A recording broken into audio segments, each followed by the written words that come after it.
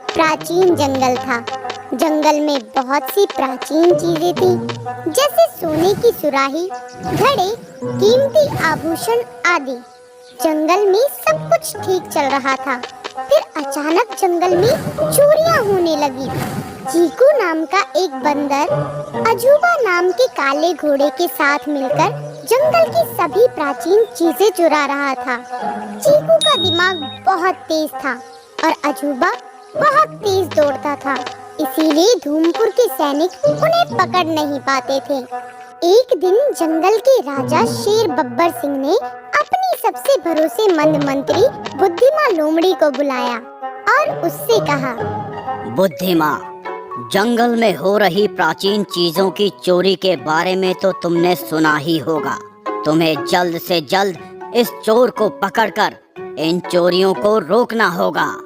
आप चिंता न करें महाराज, मैं जल्द ही उस चोर को पकड़कर ये सारी चोरियां रोक दूंगी। ऐसा कहकर बुद्धिमा लोमड़ी वहाँ से चली गई। अगले दिन से ही बुद्धिमा ने सब जगह सैनिकों को लगा दिया और जंगल की कड़ी सुरक्षा कर दी। दूसरी तरफ चीकू बंदर अपना अगला शिकार ढूंढ चुका था। अगली चोरी हम जंगल के राजा गब्बर सिंह के यहाँ करेंगे। गब्बर सिंह के यहाँ से?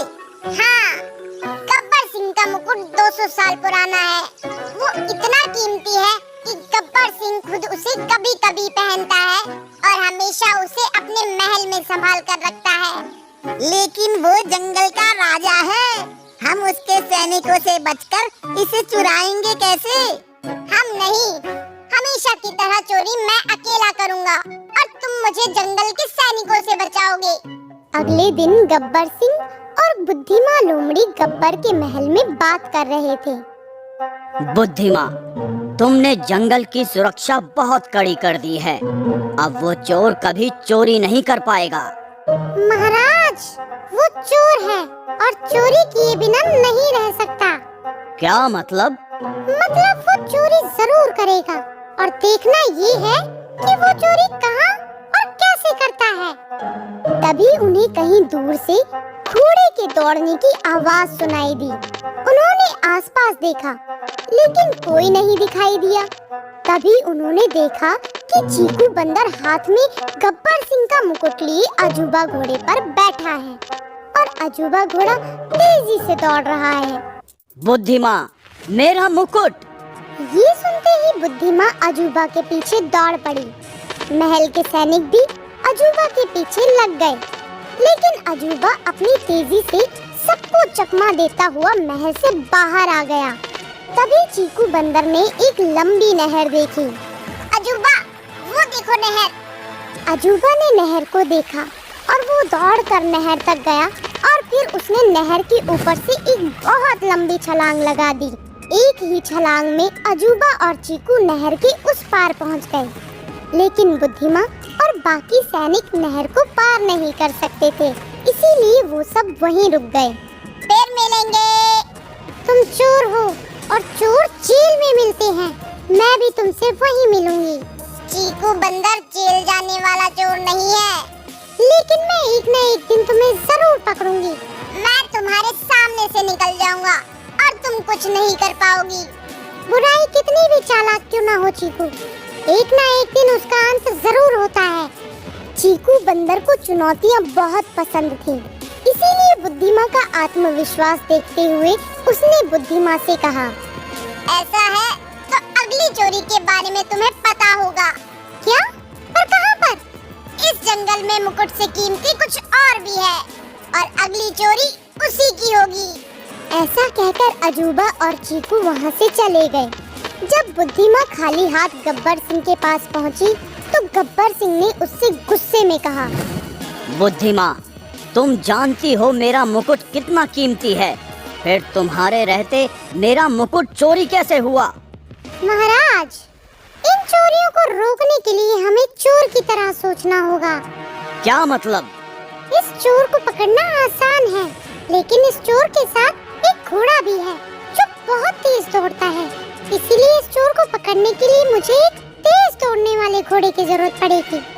तुम्हें जो करना पड़े वो करो, लेकिन जल्द से जल्द इस चोर को पकड़ो। जी महाराज।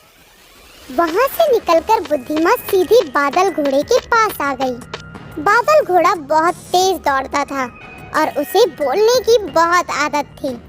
जब बुद्धिमा ने बादल को चीकू चोर और अजूबा घोड़े के बारे में बताया तो बादल तुरंत बोला, अरे बातों ही बातों में तुमने मुझे बता तो दिया कि मुझे एक चोर को पकड़ना है, लेकिन बातों ही बातों में तुमने मुझे ये नहीं बताया कि तुमने इस काम के लिए मुझे ही क्यों चुना। वैसे देखा जाए तो बातों ही बातों में तुमने मुझे बता तो दिया ही है कि वो चोर घोड़ा बहुत तेज दौड़ता है और तुम्हें एक बहुत तेज दौड़ने वाले घोड़े की जरूरत है, और मैं भी तुम्हें बातों ही बातों में बता दूं कि तुम सही जगह पर आई हो, क्योंकि मुझसे तेज कोई नहीं दौड़ सकता। बादल, क्या तुम उस चोर को पकड़ने में मेरी मदद करोगे?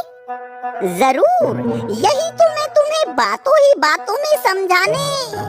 ठीक है, लेकिन उससे पहले मुझे ये पता लगाना होगा कि अगली चोरी कहाँ होगी। ये कहकर बुद्धिमा वहाँ से चली गई, पर अब भी उसके मन में चीकू बंदर का सवाल चल रहा था।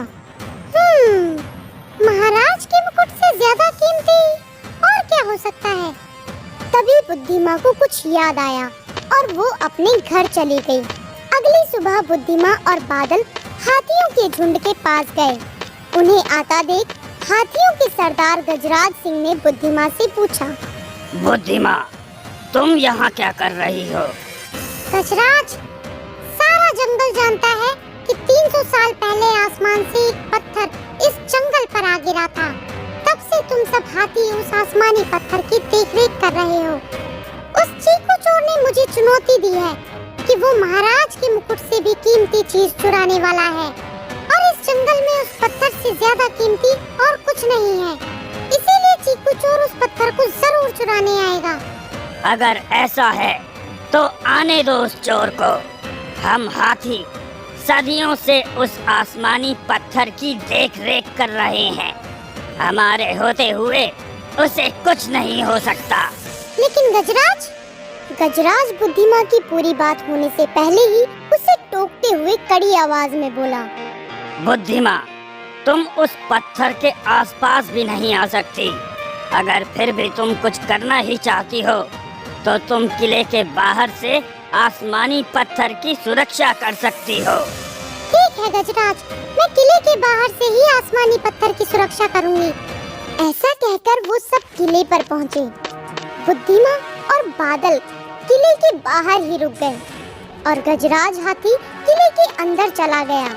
किले के अंदर आसमान की तरह एक नीला और चमकदार पत्थर रखा था और 4 हाथी उसके आसपास खड़े उसकी सुरक्षा कर रहे थे। बाहर बुद्धिमा, बादल और बाकी सैनिक भी अपनी अपनी जगह ले चुके थे। आने दो उस चीकू बंदर को, देखते हैं इतनी सुरक्षा में वो किले के अंदर कैसे पहुंचता है। लेकिन चीकू बंदर पहले से ही किले के अंदर पहुंच चुका था। खुद को किले की दीवार के रंग में रंग कर चीकू आसमानी पत्थर चुराने की तरकीब भी सोच चुका था। तरकीब के अनुसार वो दीवार के साथ लिपटा हुआ आसमानी पत्थर तक पहुंचा और उसने आसमानी पत्थर चुरा लिया और फिर वैसे ही चुपके से किले के बाहर आ गया।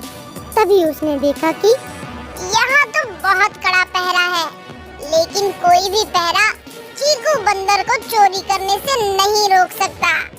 ऐसा कहकर चीकू ने एक जोर से सीटी बजाई और कहीं से दौड़ता हुआ अजूबा घोड़ा आकर उसके पास खड़ा हो गया।